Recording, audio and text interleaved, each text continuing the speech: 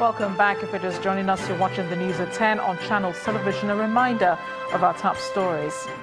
President Muhammadu Buhari sacks suspended secretaries of the government of the Federation, Babachir Lawal, and former Director General of the National Intelligence Agency, IOK, appoints Boss Mustafa as new SGF.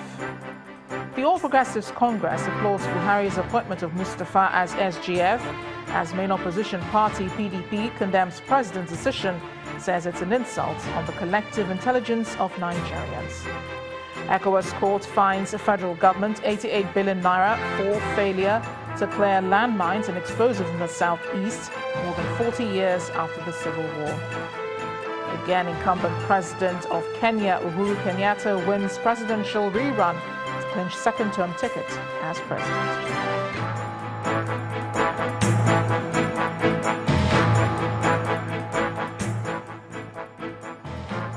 For more on our top stories and others, please visit our websites channelstv.com and youtube.com/channelsweb. You can also watch us on the go on your mobile device. Log on to m.channelstv.com or download the Channels TV app for Android, iOS and Windows phones from their respective stores. However, the Channels TV and Channels 24 app will give you access to news and updates. You also have the Eyewitness feature, so you too can be part of the news. Just install the app, then tap and swipe to reveal the menu and follow the instructions. Staying with our lead story on the sacking of the Secretary to the Government of the Federation, Mr. Babachir Lawal, and the Director General of the National Intelligence Agency, Ambassador Ayoke. I'm being joined on the news at 10 now by Senior Advocate of Nigeria, Rotimi Ogwesho. He's in Abuja. Thank you for joining us on the news at 10. What was your immediate reaction when you heard about the sack of Babachir Lawal and Ambassador Ayoke? Thank you very much for having me. Good evening, Nigerians. My immediate reaction is what the Nigerian nation and its people, and indeed all men and women of goodwill, have waited for the president this long to act, and he has acted at last. So whatever will follow will be, at least we have put this one behind us. The controversy that has been raging for the past 9 months or thereabout has now been put to rest, at least to some extent. That is my reaction. Particularly, it's so worrisome if one takes into consideration the fact that the principles and the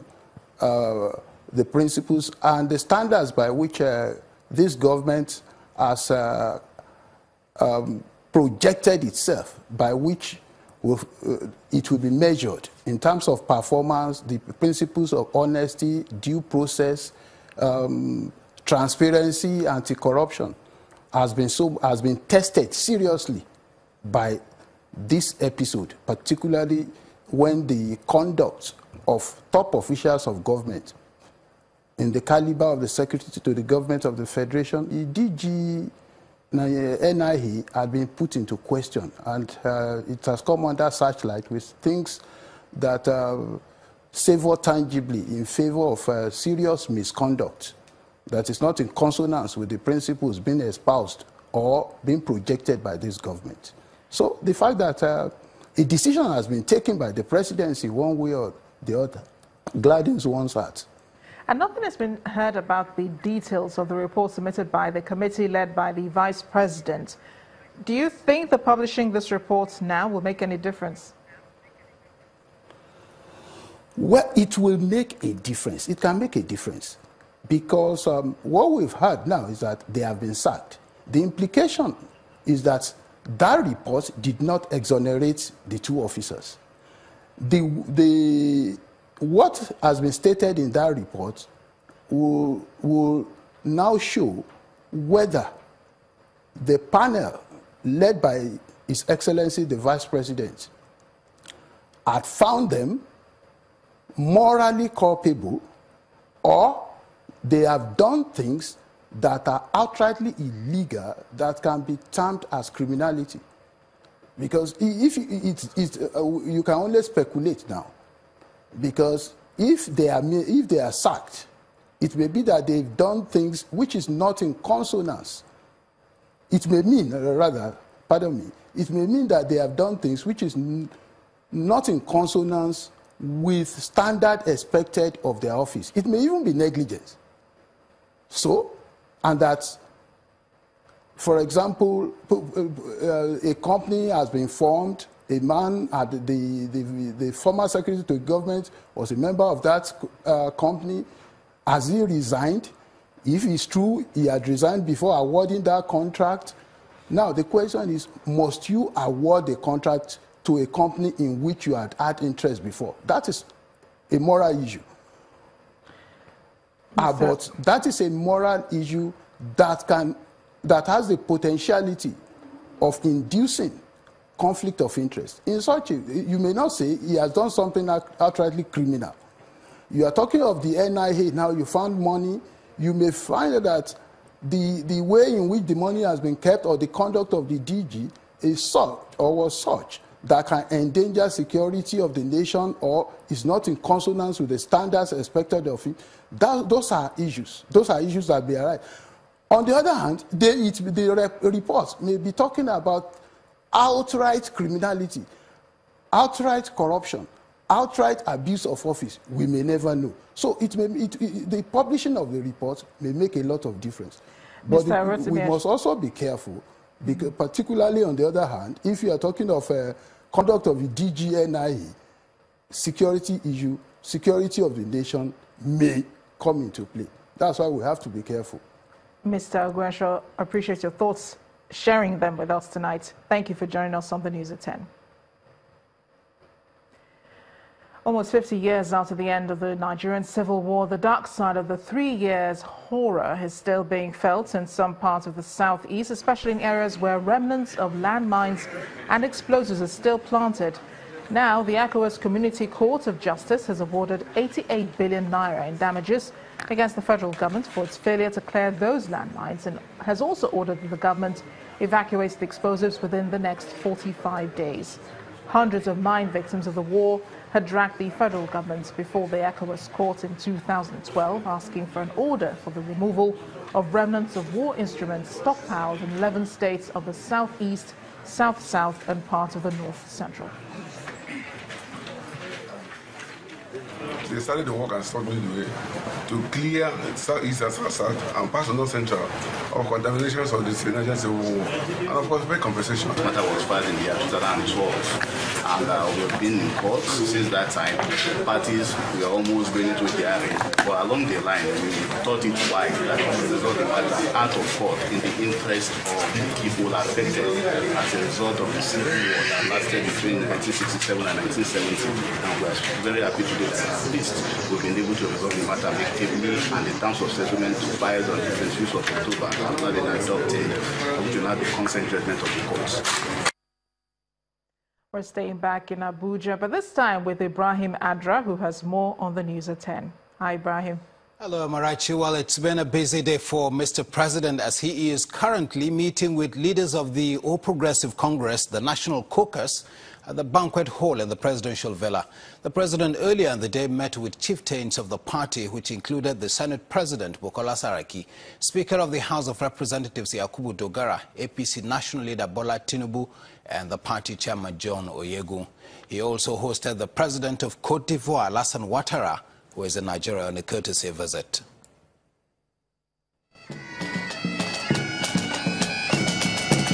Monday started on a ceremonial note. Excellency, my brother. President Alassane Ouattara of Cote d'Ivoire is visiting President Muhammadu Buhari. It's a private visit with discussions held behind closed doors. The two men emerged afterwards with President Ouattara commending his host for his leadership of country and continent.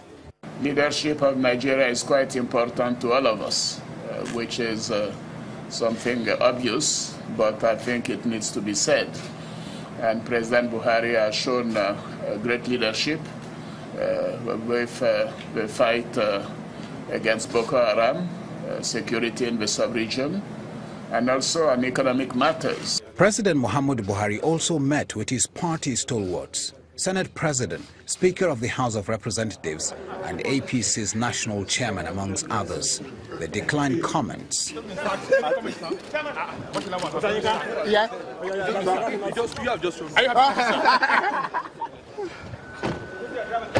A leader of the party who also met with President Muhammadu Buhari is more forthcoming on the outcome of their meeting. The confidential aspect, I won't tell you. I don't have to tell you everything that I had with the president.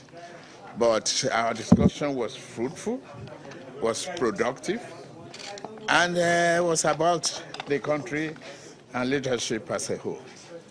And, you know, that got me very excited and happy. He also reacted to the allegation of being sidelined by the Buhari administration. Fake news. I have confidence in this president. There's no doubt about that. We work hard to bring a government about. There are certain things that are unpredictable, and those are things that can lend itself to gossip, insinuations, and all of that. But once you create leadership and it's functioning, you don't have to babysit that leadership unless there's an erosion of confidence. And I don't have that. These expressions of confidence, the SARC and the meetings are coming ahead of a caucus meeting of the All Progressive Congress Monday night and the National Executive Committee meeting scheduled to hold on Tuesday.